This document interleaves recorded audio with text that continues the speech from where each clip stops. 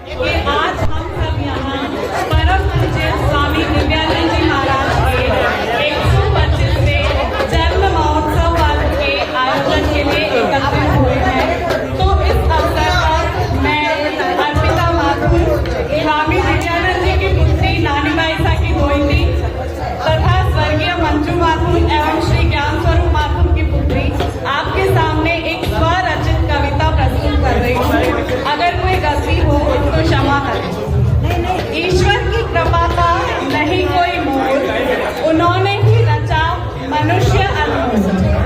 दिव्यानंद जी का हुआ अवतार, कीर्तन से किया भक्ति का प्रचार। दिव्यानंद जी की दिव्य ज्योति से प्रकाशित हुआ सकल संसार।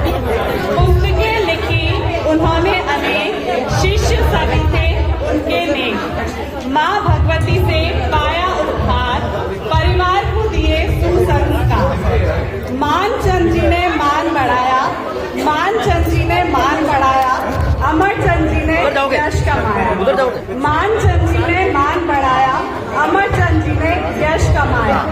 नानी बाई थी बड़ी समर्पित, नानी बाई थी बड़ी समर्पित, कंठस्थ थी जिनको अंबिका चरित्र।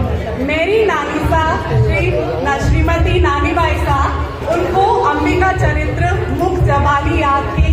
इसके अंदर जो जबानी है वो भी उनको कंठस्थ थी।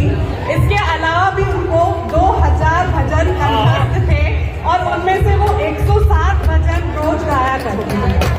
स्वामी जी की इच्छानुसार, स्वामी जी की इच्छानुसार कथा त्रयी का किया प्रचार।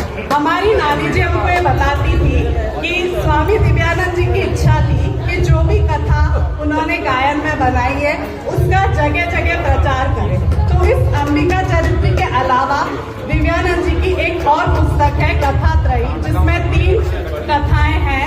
कृष्ण जन्माष्टमी, शनिश्चर जी की कथा और यम तृतीया की कथा। तो हमारी नानी जहाँ भी नानासा की पोस्टिंग होती थी हर जगह ये कथा को करती थी और लोगों को बताती थी, क्योंकि ये स्वामी जी की इच्छा थी। हस्ती थी वो जानी पहचानी, हस्ती थी वो जानी पहचानी, गायन में उनका कोई न सानी। हरिश्चंद्र जी का जीवन था सादा, हरिश्चंद्र जी का जीवन था सादा, मुस्कुराते रहते थे वे सदा। स्वामी जी का रहे आशीर्वाद, स्वामी जी का रहे आशीर्वाद, खुशहाल रहे सदा दिव्य परिवार। 125वें जन्म महोत्सव का है अवसर, रहे न इसमें